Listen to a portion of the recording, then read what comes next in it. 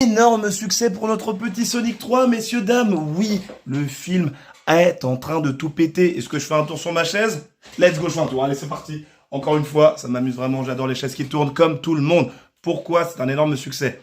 Explication. Sonic 3 introduit Shadow et pas mal de confrontations avec Robotnik, interprétation de Jim Carrey, patati et patata. Vous savez, il y a Sonic. Bref, mais là n'est pas le problème. C'est surtout que actuellement le film, il a coûté quoi?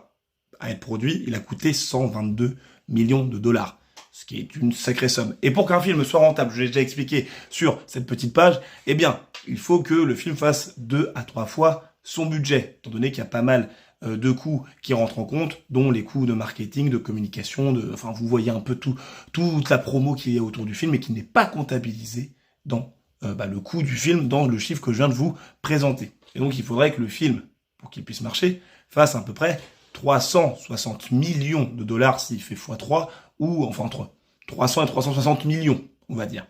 Et là, le film est actuellement à 380 millions de dollars au box-office monde, ce qui en fait un succès, messieurs, dames. Il est rentré dans ses frais, l'exploitation du film n'est pas terminée du tout.